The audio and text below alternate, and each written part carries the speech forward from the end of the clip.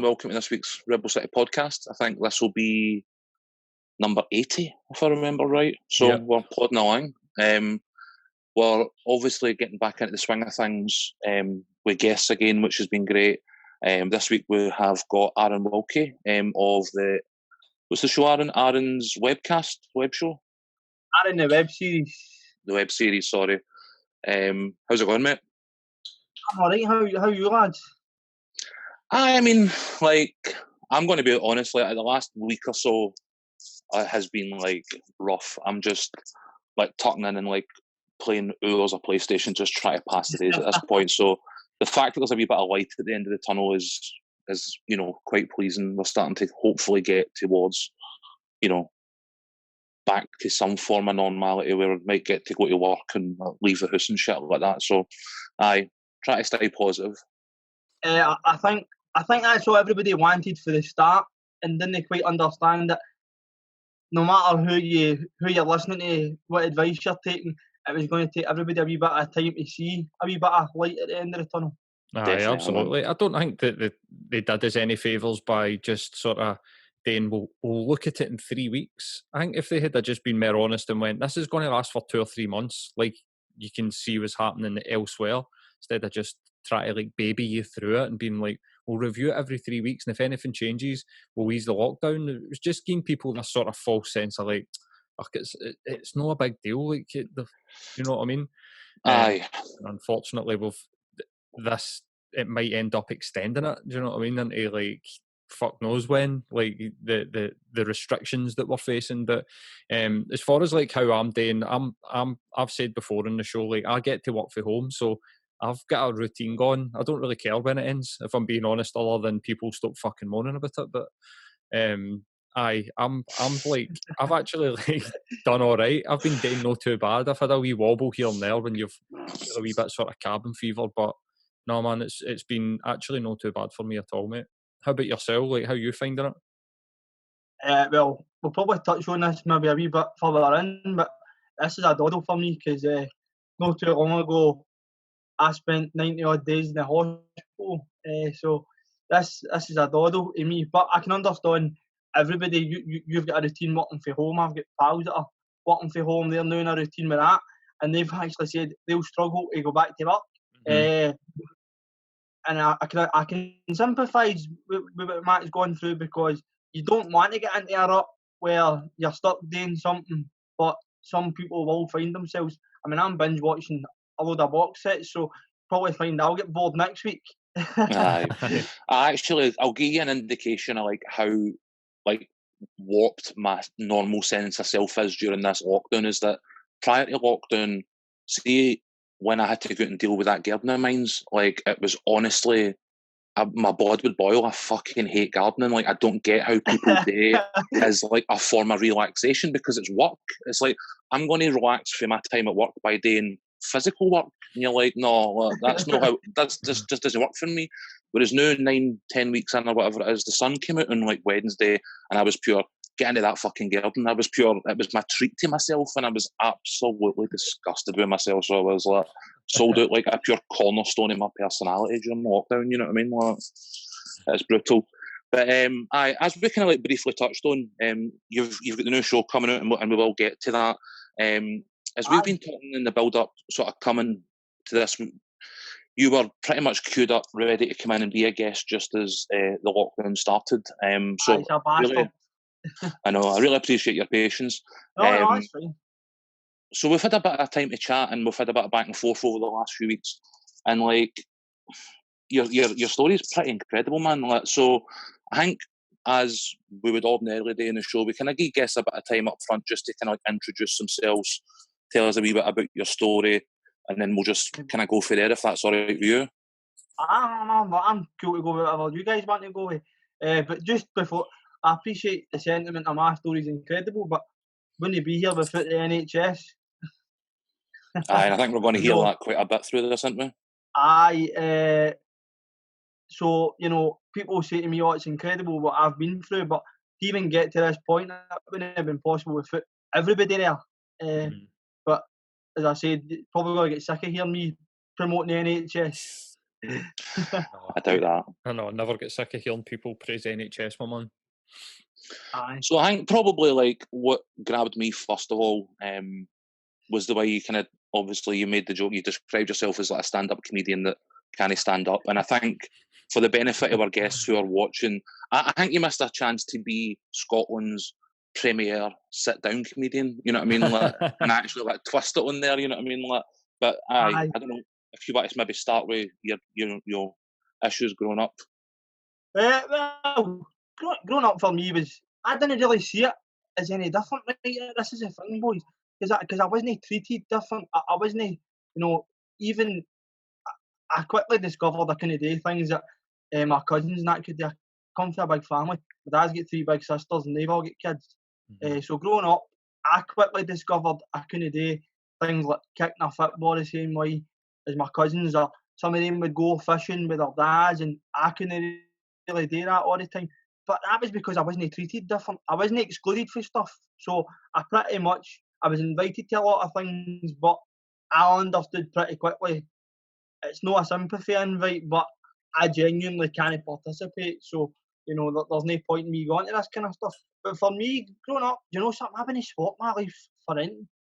See, during this time, I've actually found a lot of people going, oh, I wish life could be so different. And I tell you, see, sitting looking at it, by the way, I would do it all again. Absolutely. To get me to this point, and for me to have the outlook I've got, it's not been easy. There have been times where I have been a bit of a dick, if you will. I had to kind of give myself a kick up Comes the to the backside. bestest, man. Aye, as we all. Aye. When Matt's shooting his garden, I don't know what that's going to do to him, but it sounds yet. Aye. I've already lost, man. I'm a defeated man, so I'm all. He's in. But no, life for me, well, I grew up in Malton, spent most of my youth staying in Malton. Went to a youth club in Postal Park, the mainstream youth club. Before the current management that still run it to this day took it over, the place was a free-for-all. And again, I wasn't excluded for anything in there either. I wasn't treated any different. The manager of the project, can I give a wee mention? Aye. Of course, aye. Aye, absolutely. Anne Lawrence, she had a mantra that you leave your disability at the door and she'll guarantee that herself and her staff and the young people will accept my limitations, if you will, but I leave it at the door. I don't use it as an excuse. They will facilitate me to be able to participate. And see, for me, that's all I want for people. I hate the sympathy vote. I hate the sympathy vote. Really, really pisses me off. Yep. I'm lucky. I'm in a chair basically just to get from A to B. I can do everything else myself. I went to school with folk who, to put it blunt, don't even know they're in existence. They're literally just a body. So I know how lucky I am to have the opportunity to do even this kind of stuff. Yeah. I don't kind of take it for granted at all. That's good, man. That's like, what you would hope anybody takes out of a level of adversity in their life, you know what I mean? Like, certainly, not going to hurt you, that type of attitude, to actually take the benefits of it and actually own it, you know what I mean? Mm-hmm. Aye. What was it like growing up in, obviously, like Malton and Postal are they're rough areas in Glasgow, do you know what I mean? Like, what was it like, I know that you were saying that you weren't excluded, but did you ever get that sort of, but was there any bullying involved or anything like that? Do you know what I mean? When I was growing up, I grew up in Carntine in East End, and anything outside the norm was just kind of just targeted. Do you know what I mean? It was just the way it was.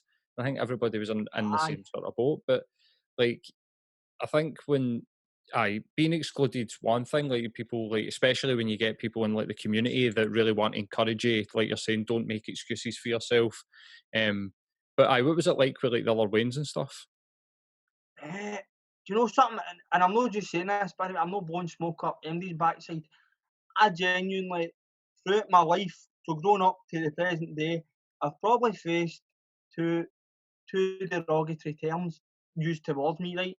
But see, the thing is, I've always found that most folk will say stuff because they hear other people saying it and they don't actually understand what they're saying. And us folk want to know is what is up with you. They want educated, but the world went even more politically correct than it was back then. But a lot of folk don't even want to ask what is up with you, because you could be opening a huge can of worms. Mm-hmm. So I was honestly lucky. I was never. A lot of the young people, by the way, when I went to the youth clubs and stuff like that, found it fascinating, because I've done a chair. I could still play sports. I could still get myself A to B. I could do everything myself. I would attend the clubs myself. So they were actually fascinated with, hold on, if this guy can do this and he's sitting doing it on a chair before wheels on it, I've no excuse. So some of them would even say, I have no excuse to not walk down here. You know what I mean? That's cool, man. Like, so in terms of when we were chatting in the build up to this, sounded as though, like, obviously you began writing and performing stand-up comedy, and it sounds as though you did that sort of quite early on. Like, where was the drive towards that, Faye? Was that something that had always been within you, or what? No, believe it or no. When I was younger, everybody else pushed me towards it. But I didn't get involved into that until I was 20. What, I'm 28 now, so 24. The story was, a pal of mine went to school with, took really no well, was admitted to the hospital, and I was pals with his cousin. Went to visit him, hadn't spoke to him for a wee while, and he says to me, you need to get in about comedy. I was up to the hospital and the nurses and the doctors were all laughing at me. You need to get involved with comedy. And I says, I genuinely wasn't into it. This sounds terrible, right? I'm not really doing myself any favours here. But I wasn't interested. Well, to be fair, I wasn't long out breaking up with my wee boy's ma. Life was kind of, didn't really know where I was going. But I thought, you know what, I'll get a crack. Because he told me a story that his granda used to go to the school assemblies. You know how you get end of year assemblies at schools? Aye. His granda used to go to these to sit and listen to me ripping the piss rather than going to actually watch what was going on at the assemblies. And his granda sadly passed away. But he says to me, his granda would have loved to have seen me doing comedy. So he pulled at the heartstrings a wee bit there. Aye. His granda was a great guy. But I went for there. But I've always wanted to get involved, I think, when I sit back and I think about it. But, you know, growing up for me, when you get involved in the creative arts, right, a lot of folk would go, what's that all about? You know what I mean? That's not really seen as the norm. If you want to be an actor or a performer or a musician, it's like, aye, okay, no bother. Aye, but we don't like ambition, do we? Well, we've come across this a few times, haven't we? I said we're no huge fans of ambition. Like, we like to, I don't know, we like to take people down a peg or two. And I think when people when people in your own community decide to take something that doesn't seem normal, like you're saying, like being an actor or whatever it might be, it almost sort of turns a mirror on people that are just sort of doing the 95. So then they feel, I don't know, sometimes you get the feeling that they feel a bit sort of, you taking that chance on yourself reflects badly on them, when that's not the case. Do you know what I mean? You don't want to stick out like a sore thumb. Aye, absolutely. Aye. Absolutely. Uh-oh. So see the humour, like when you're stand-up comedy, is the humour being developed through trying to sort of stand out yourself when you've been younger? Do you know what I mean? Like, if you've got like a sort of did you have like a larger than life personality?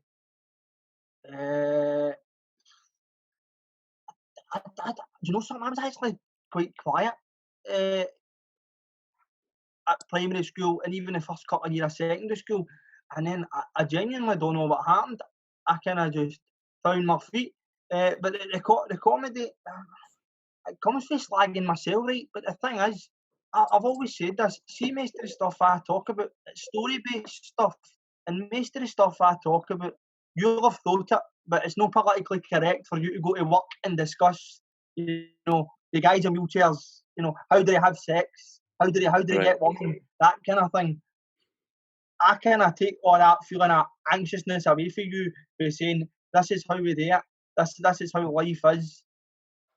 And we all just get a laugh at it. That's my take on it anyway.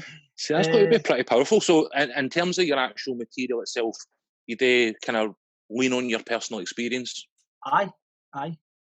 I think that's pretty ballsy, because I think there is, obviously pushes in all creative arts and industries towards, things like inclusion. You see them on the TV and things like The Degenerates, and there's like some women, people of colour, short people, all these other things that they're now saying that it's important that everybody's sort of seen and heard.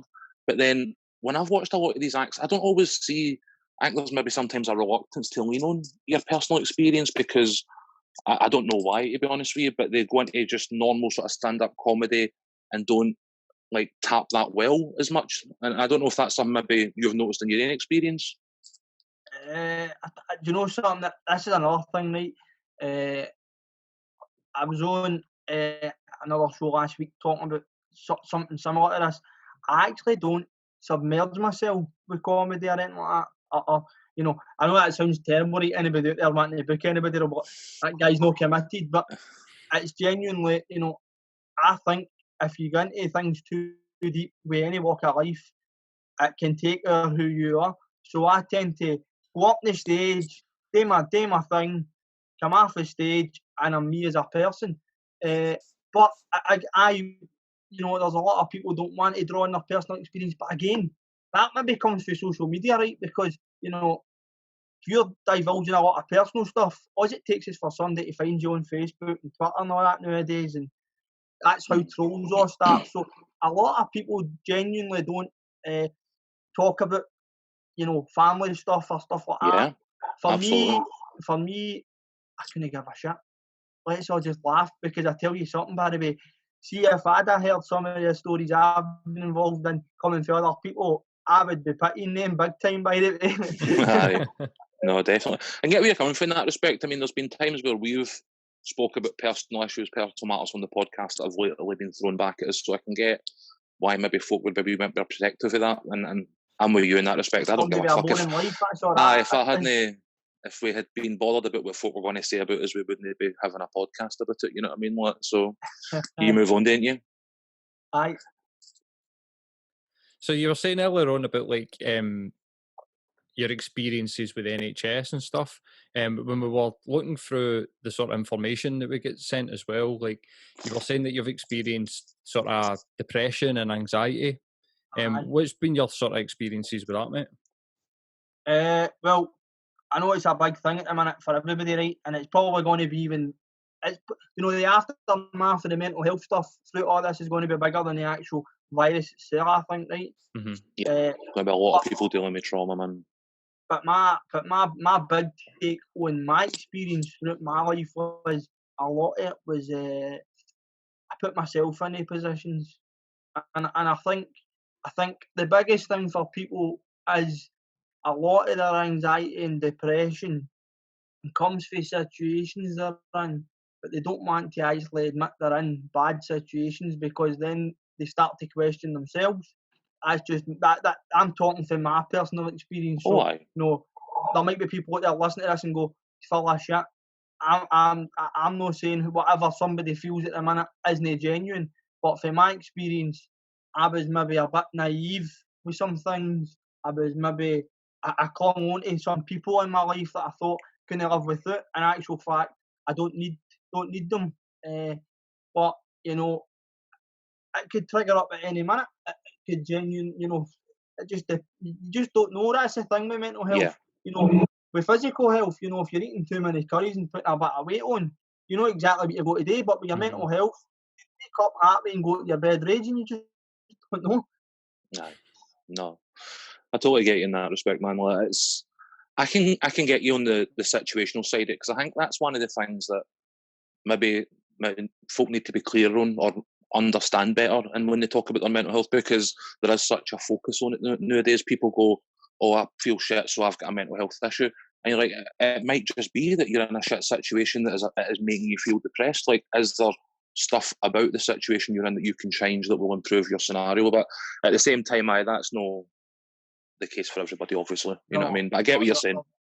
There is genuine cases, but nowadays, I think it's a bit like the whole political correctness thing. It's easy to fling it out there, and people right away get a red flag, or they shut themselves and don't want to confront you. But so folk use it as a shield sometimes, definitely. If I was to go back, I mean, I was 18 or 19 And at 19, I wanted to kill myself, right? I'll be bold enough to admit that. Didn't want to be here. Did not want to be here. But if I could look back now and talk to myself then, I'd kick my boss. That was genuinely all I needed. I didn't need tea and sympathy. I didn't need an arm. I needed a kick up the arse. I needed to say to myself, where do you want to be in life? Well, I don't want to be here. Well, can you stop being here? Aye, you can. Well, stop doing it. And it wasn't until years later I actually discovered that's how simple it was for me. We're at a certain point in my life that it was a case of, I don't need these people. I don't need what's going on in my life at the minute.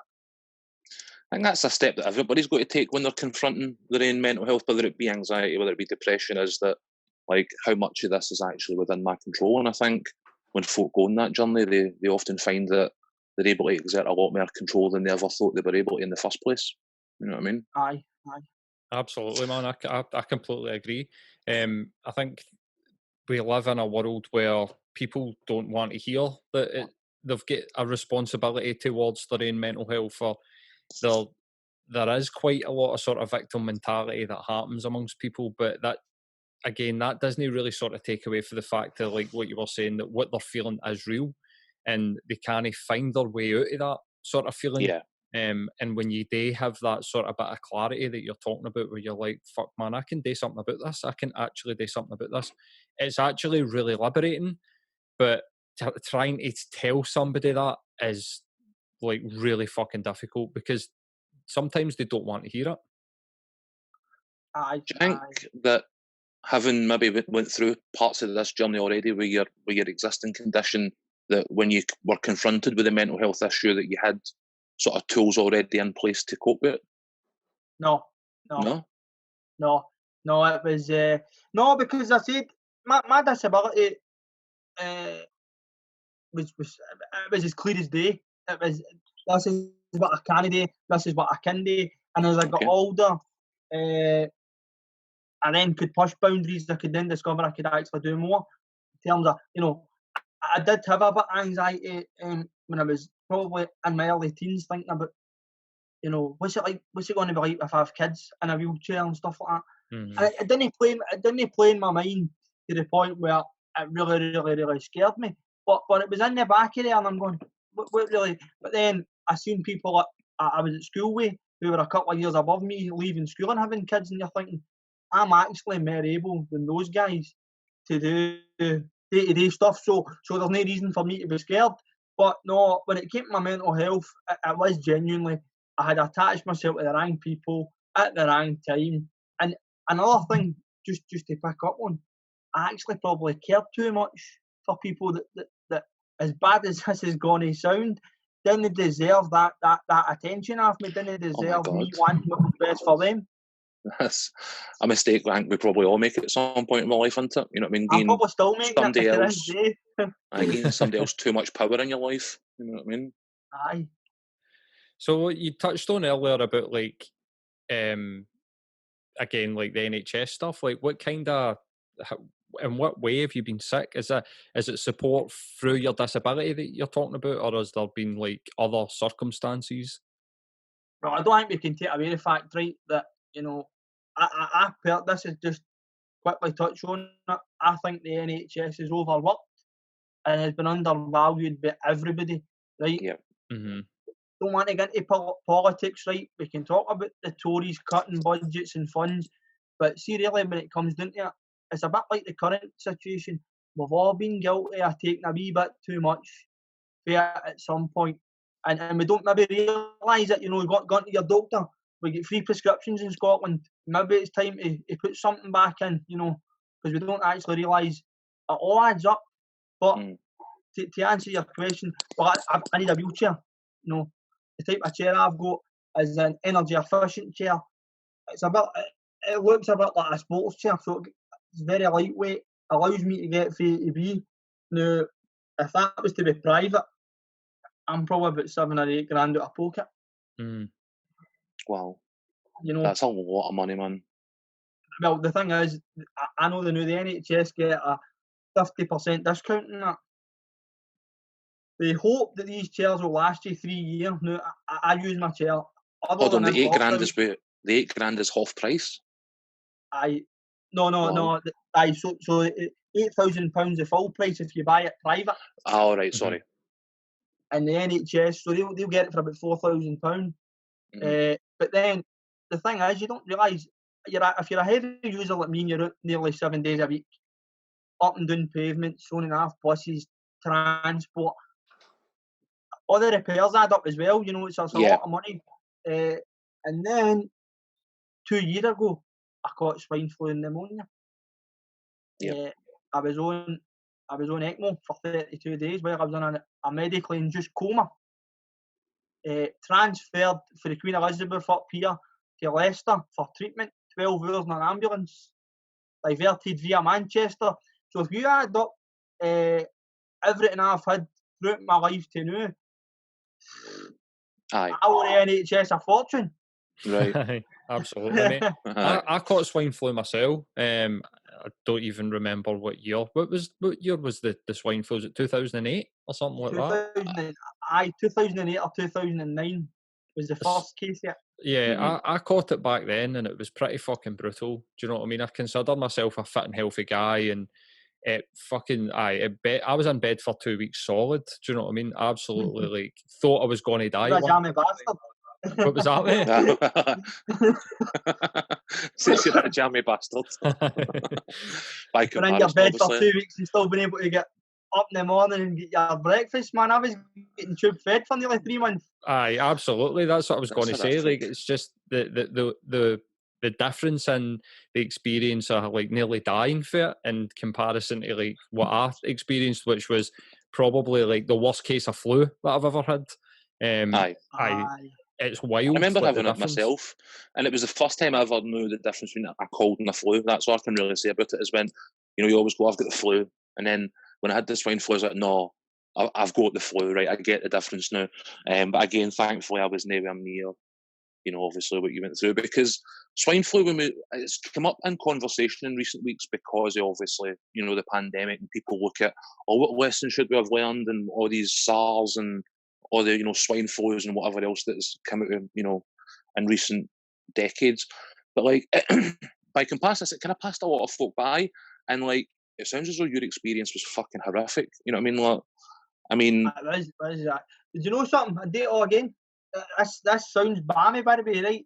I did it all again because it teaches you so much about life. I mean, I don't want to sound as if I'm bad, but simple stuff like, you know, you're saying you don't want to do your garden. See, if you've got a day where you can go and do your garden, go and fucking do it. Definitely. Go and do it. It might well be a pain in the arse and whatever else, but go and do it, because you never know when you're not going to get to do that. Do you know what I mean? I know, but that's crazy, man. Like, I don't even know where to start with, to be brutally honest with you. I can't imagine. Like, this has been, what we're talking, 9 weeks here, and I'm sitting pissing one, as you say, about gardens, but we're talking like 12 weeks in an English hospital. 93 days. I mean, how do you spend that amount of time in England is, first of all, pretty horrific, and I feel bad for you, mate, that you had to go through that. That you were. Listen. We don't want to fight here, right? There's a lot of good people south of the border, right? Absolutely, absolutely. They know we're joking. Mostly. Aye. But no, do you know something? It's quite a coincidence, right? So, story goes, my wee Sue got a stroke the Saturday before I ended up no well, right? She tried to make it a competition, boys, right? I thought, you know what? You're not trumping me here, man, right? Sure, stealing my limelight, you cunt. She takes a stroke on the Saturday, and I'm thinking, oh, wait a minute here. No teen sympathy for you, what can I do? So I've got to go and get swine flu and pneumonia. But no, so Tuesday goes to the hospital, goes to visit her and all the rest of it. My Auntie Pauline comes over from Abu Dhabi, sister. It's me and her are staying up my ma's flat. Starts getting this cough at night time, and I'm thinking, it's just a cough. This. Next day, goes down to the hospital. I doesn't think, you know, it's a cough. It wasn't a mucousy cough. It wasn't just in case anybody thinks John here telling us what to stay in the house and stay safe and he's spreading germs. If I'd have thought that, I wouldn't have when I went. Aye. He's up to the hospital. Has to leave early. Doesn't feel well. Just doesn't feel. And I'm one of these people. When I tell you I'm not well, I am not well. You know, I'm not. As you said, I hate these people that will on Facebook or they'll phone you and go, "Oh, I don't feel well," or "Oh, I feel." Get a grip, right? Sort it out. You know what I mean? Sort it out. I know people are genuine, but at times I'm like, get a grip, man. If you were not well, you would know you're not well. So I go up to the hospital, A&E, phones NHS 24. They sends a first responder out. Something's not right. Goes up to the hospital, sent away home. Can't find anything wrong with me. Next day, feels even worse. Goes to my normal doctor and says, "Look, at the hospital, don't feel very well." It wasn't my normal doctor, it was a locum. Gives me an antibiotic, take that, you should feel fine in a day or two. Next day, still didn't feel well. Wasn't even able to keep antibiotics down. And then goes up for a third night. He keeps me in. They tell me I'm getting kept in. Goes up the stair. I remember phoning my wee boy's ma. I says, "Listen, I can't get the rain this weekend." She's effing and jeffing. You're fucking at it. Anything to get out of having the rain. You're wanting to get with the boys or whatever. And I'm like, "Listen, I'm really not well here.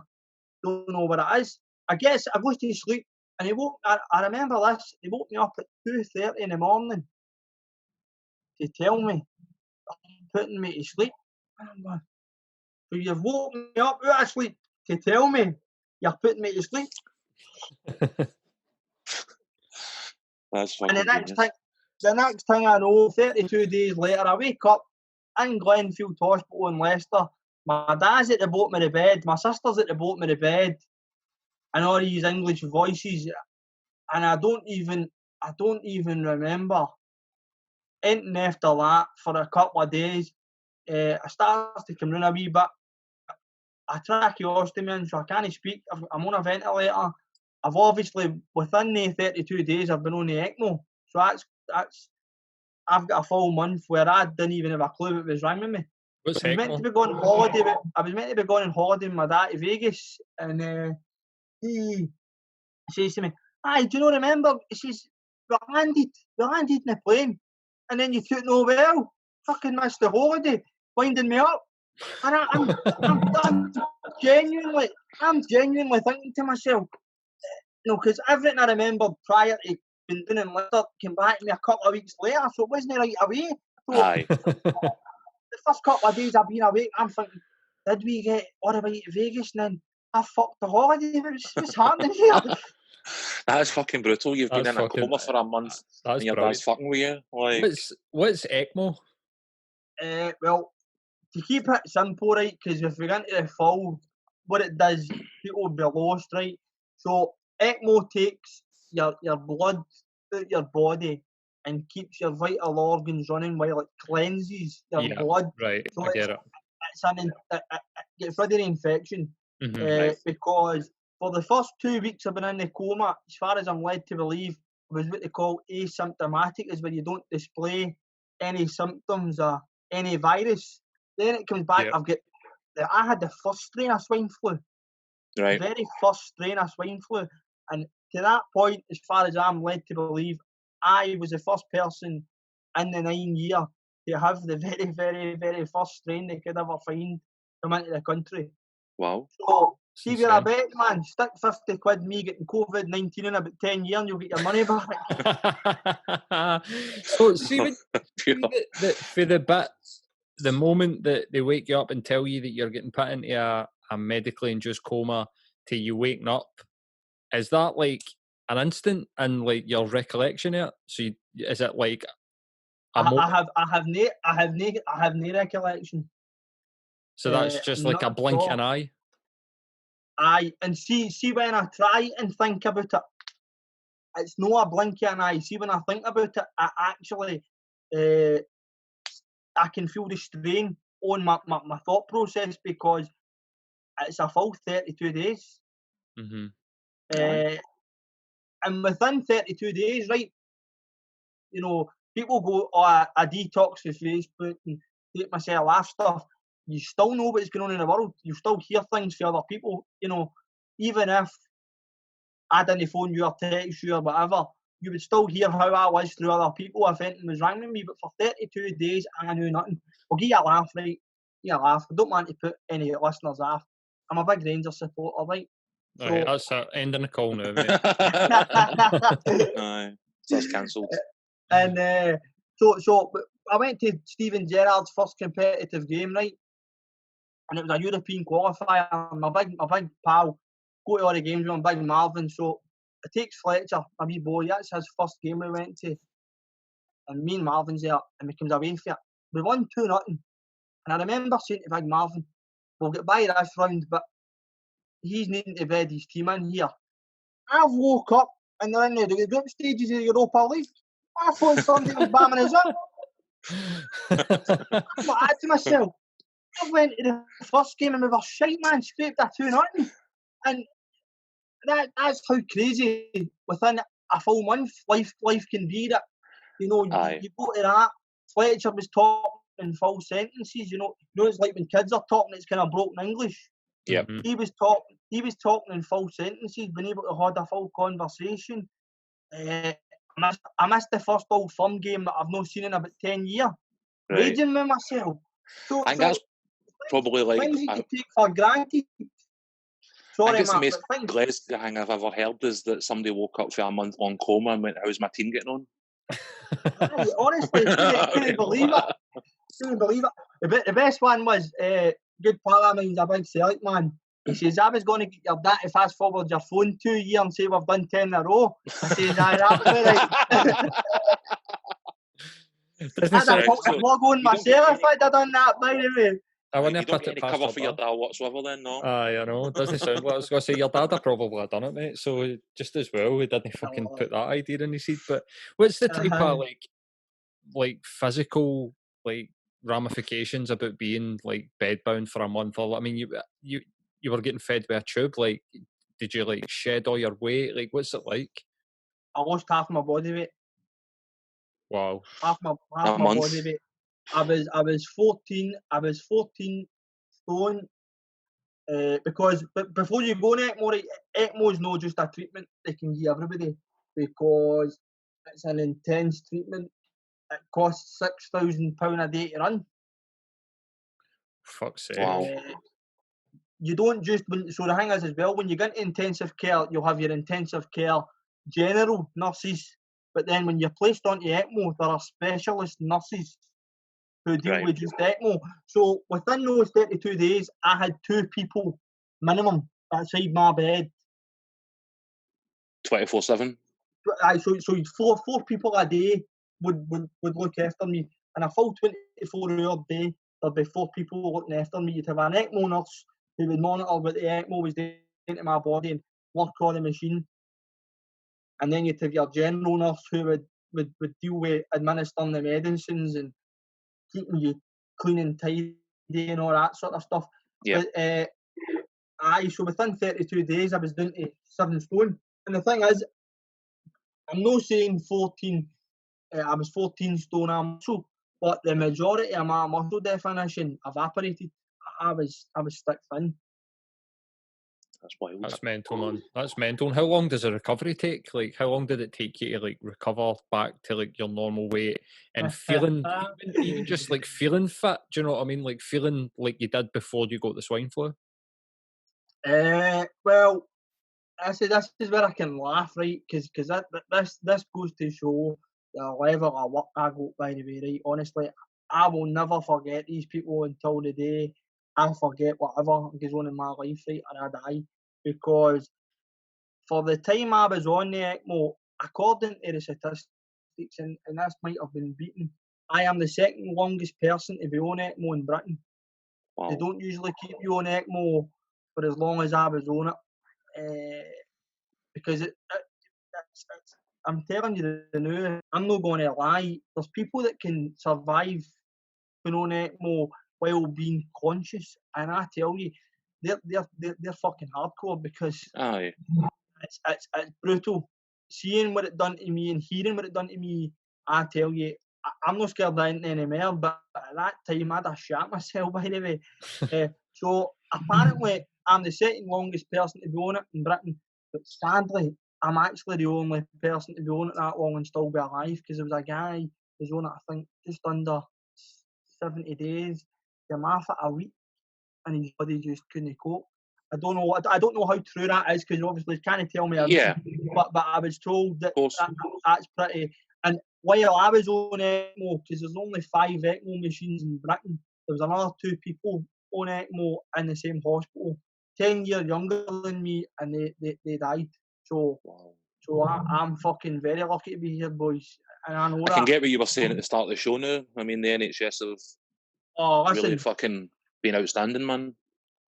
Listen, Matt, you know, I don't think even me living my life the way I live my life now, in terms of, you know, I had plenty of time in that hospital bed to be thinking about how can I repay these guys. It's like, you know, I don't want to just go, thanks very much, up the road, back to doing what I'm doing. Right? For 32 fucking days, I couldn't fight it. Aye. And these people were fighting it for me. I was a stranger. I'm just Aaron Wilkie. They get picked up at the Queen Elizabeth and drove down in the back of an ambulance. In that hospital, it was as if I was their only concern to get back to where I am now. It makes the job that they do even that more incredible, isn't it? That there are people in their care that it takes intense, like 24/7, like people actually like breaking their back to save the life of somebody. Do you know what I mean? And I think when you hear the stories that like Boris Johnson talks about with his experience and the 2 people, and then the way that they refer to immigrants, the people that actually like run the NHS for us, that makes it even worse for me. That's what that makes me even more angry about that side of things. I know we don't want to talk too much about politics, but I think that the NHS gets used as a political battering ram, and you describe the experience, 4 people, 24/7 care, saving your life. Do you know what I mean? It actually just makes me fucking even more pissed off.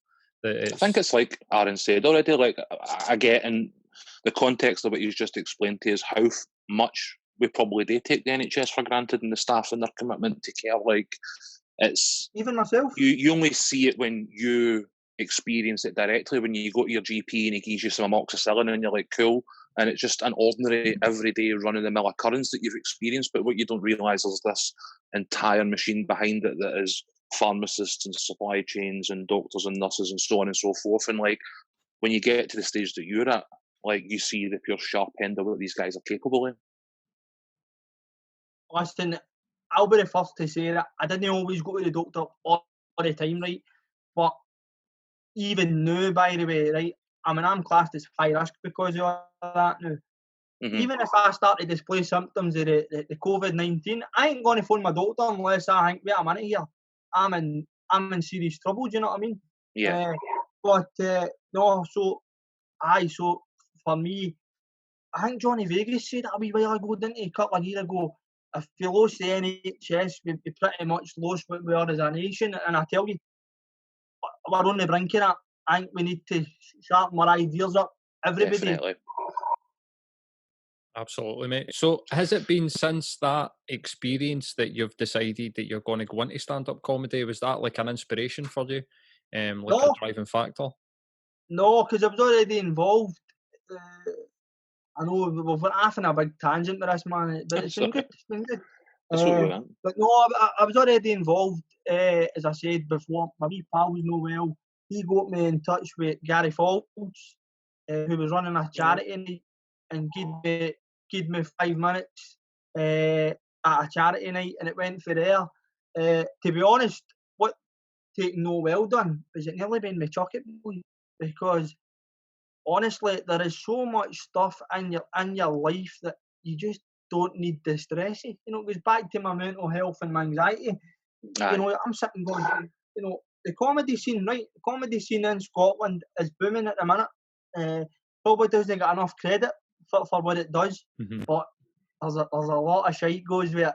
There's a lot of he said, she said, sort of, I'll scratch your back, you scratch my back. And I cannot be arsed with any of that, you know what I mean? Right. Even before being as nowhere as I was. So then to come full circle and be told you were 2 hours for getting turned off, you know, you think to yourself, is it really worth all the to and fro? And I'm not saying I'm not committed to it, because when I do a gig and I'm asked to do a gig, I get 110%, but I will now not allow that to dictate the rest of my life. So is that why you were more leaning towards like the web series? Is that something that is more you're in control of, you're directing, it's your thing rather than having to rely on maybe, you know, the kindness of others to an extent? Well, it's not my thing. I'm merely I'm not a puppet, but I'm merely the main character of the idea. Right. Pop Productions, they know the co-writer John McGlade of the web series.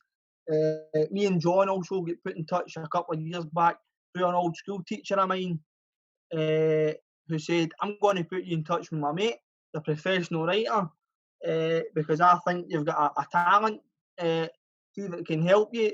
And me and John became pretty good pals. The web series came totally out of the blue. Right. But it's no something I'm going to fling away, you know. But again, I'm looking forward to the web series smelling on getting back to stand up, because everybody's pulling in the same direction, you know. And I'm the main character. I've got a co-star, Tyrion Boyd, and for me, I want to get out there and help put soap on the map. To put it blunt, you know, I see it as they've asked me to front this project. They've given me, you know, they could have went, Aaron, you're definitely going to be a character. We'll get John to write it. You just do your lines. But they've known that I'm as involved as I can be. I choose to be. And honestly, can't speak highly enough of them. But So for is it Des and the Glasgow trip guys? They also represent or managed, didn't they? well, they produced the Glasgow trip for Des McLean and Gary Little, and they done that. So you're in good company. Well. Again, people go, oh, that must be great. It's a totally different thing, and that again shows the diversity of soap opera, because although they've got experience in producing a web series, it targets a completely different demographic. It's completely different storylines. But to even be, I'm not a big name in comedy at all, right? Absolutely not at all, right? Do I think I'll ever be? Probably no. So to be asked by the guys that have produced the Glasgow trip, which was done on a budget of next to nothing, with Des McLean and Gary Little, if you say no to that, you'd be just turning a light out, no getting involved at all. Definitely.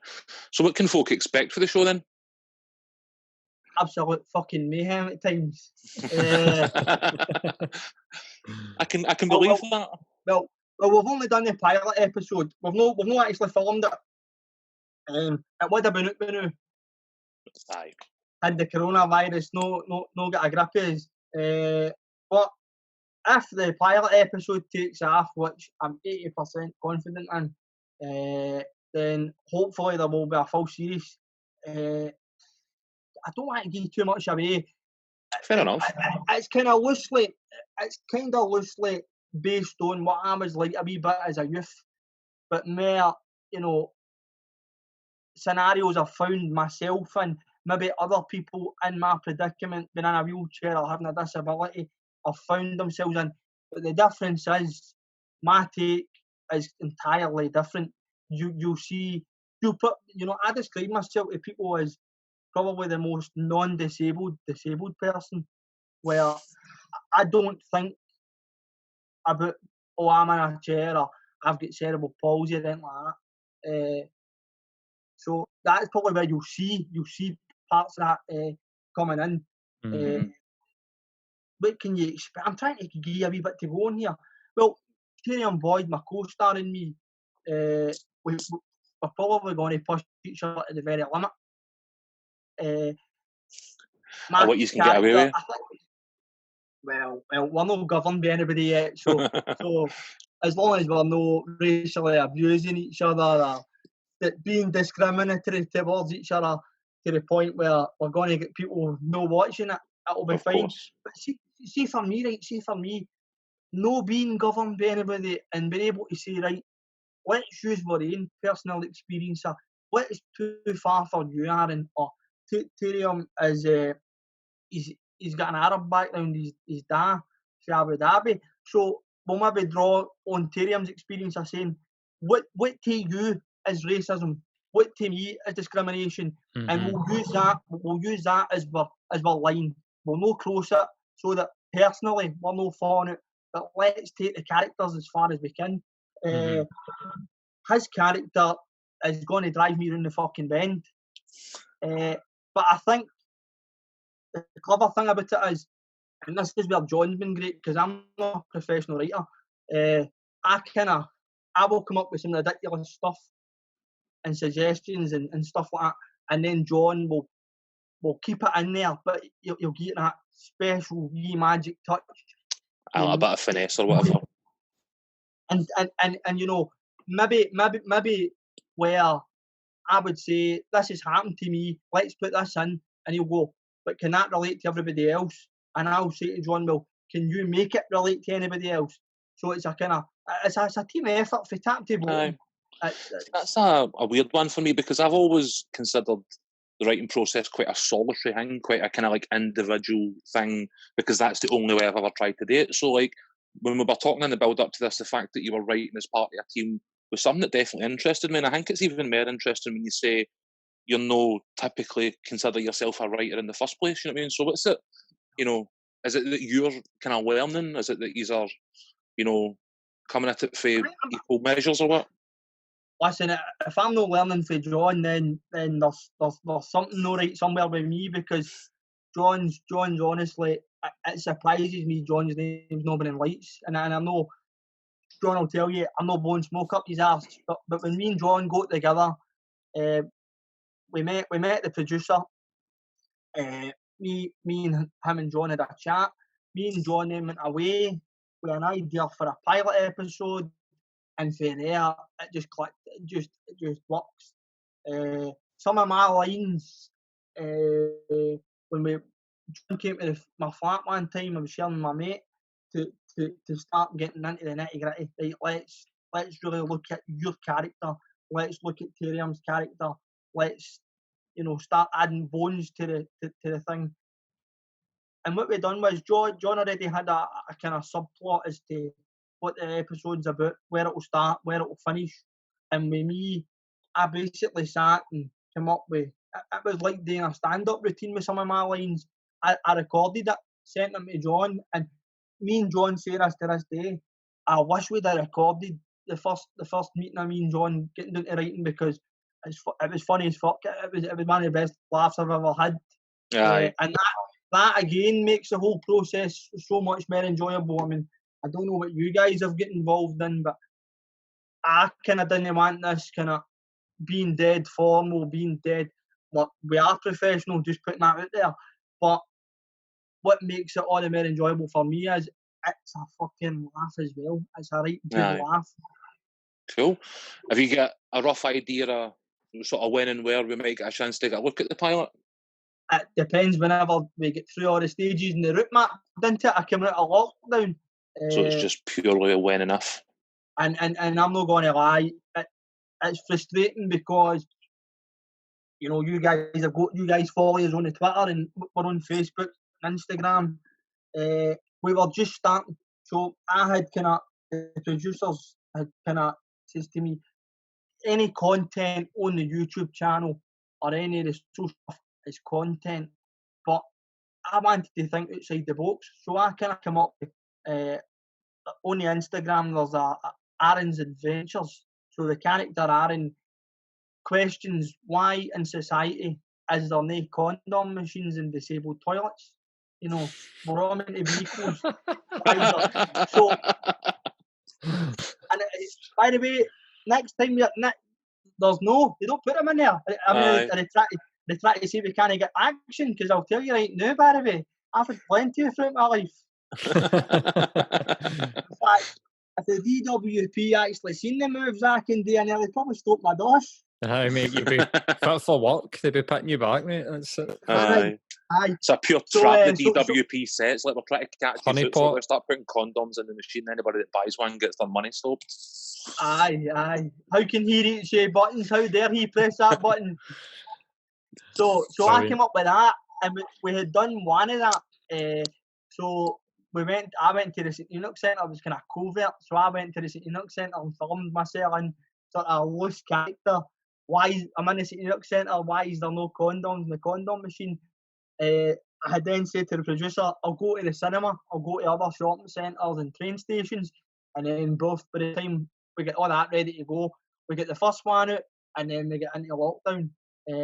So we wanted that kind of stuff to kind of, it doesn't, if we're going forward, the episodes won't touch on anything like that. It's not going to be issue-based stuff, but we wanted sort of sub-content to say, wait a minute here. There's another point he's raising as well, as here's while you're watching the episodes, what about this and what about this, and just wee subliminal sort of stuff we've done. But with regards to the pilot, I don't know if that would even need to be changed, depending on what happens with us going forward. Well, true. We just don't know. I think we were panicking the other night because River City had run out of episodes, so I don't imagine you'll be the only person that maybe needs to rewrite their universe a bit, you know what I mean? Listen, I watch all the soaps just because I'm a telly buff, right? I don't really enjoy them, but it's what I do. And right now they've done River City a favour stopping it, because it's still been great. Still been great lately. We so they've done it a favour. Context.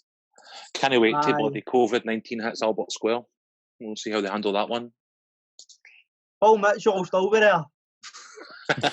He survived everything, didn't he? Paul Mitchell will be fucking burning down the 5G towers at Albert Square. That's what he'll be conspiracy theorying it up, man. Brilliant. I think really, man, that's kind of us. I really enjoyed talking to you, Darren. Like, the idea of somebody trying to fucking get round condom machines in Glasgow City Centre in a wheelchair and not getting them is like a mental image that I'm actually loving. So I'm looking forward to seeing the pilot when it goes live. Thank you very much. And let us know, and we'll definitely get it all shared and posted and whatnot. How do people find you on? You were saying you've got Facebook, Instagram, Twitter. Like, give yourself a plug. Like, how do people go and find the web series? Aye, the web series. You don't want to find me. You don't want to find me. So you, on Facebook, you just type in Aaron web series, and it'll come up. You'll see a lovely picture of myself, and then the Twitter. I'm not good with all this kind of stuff, honestly. I'll go and find it for you. You told us you'd been getting tips off of media guys as well, man. They're going to be raging when they see that, by the way. I'm swearing in everything. I'm going to get the sack. The Twitter feed is at Aaron Web Series. Aye, that's your Twitter feed. Go and find your social, and then I suppose Instagram will be the same. Just search for Aaron Web Series on Instagram. Aye, it is pretty much aye. But when the pilot episode goes out after all this swearing, I'll be recast. Good luck finding somebody. They can send your replacement your way, all right? Aye, absolutely. But you're cracking guy, mate. You're hilarious. I mean, you should definitely stick to the comedy, because you're definitely a funny dude. Do you know what I mean? Like, just sitting here chatting to you, man. Right, boys, I'll fund these a few quid when I've made it. It's all right.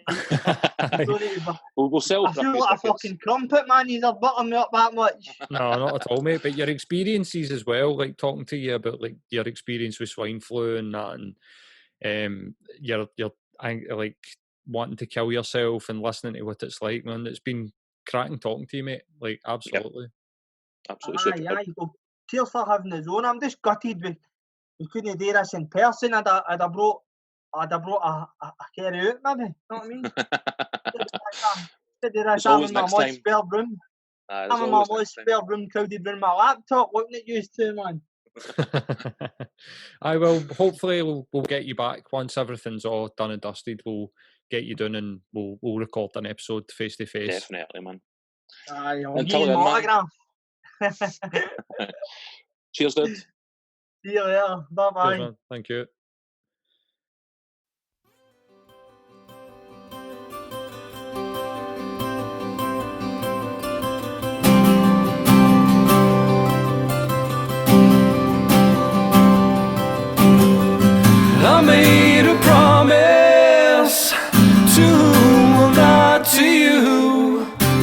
stop the party. I tried to reconcile a life I lived a while.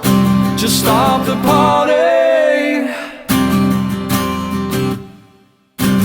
Feeding lies like you'll never know. I don't need to be unhappy with a life to call my own. We'll end up burning bridges sat upon a selfish throne.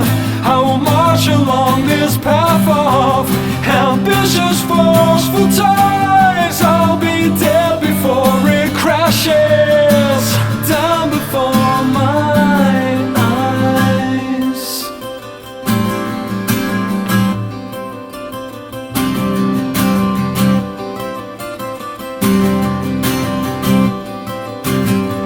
I know we'll make it through smiles and trials of fire. We'll make the party.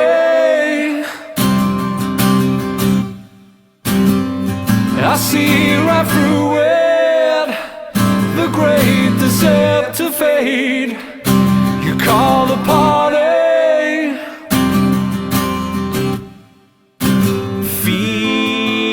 Feeding lies like you'll never know. I don't need to be unhappy with a life to call my own. We'll end up burning bridges sat upon a selfish throne. I will march along this path of ambitious, forceful ties. I'll be dead before it crashes down before my eyes. There is a life I can see.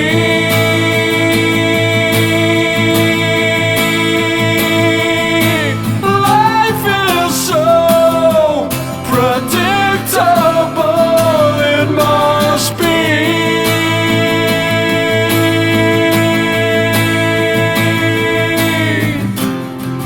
There is no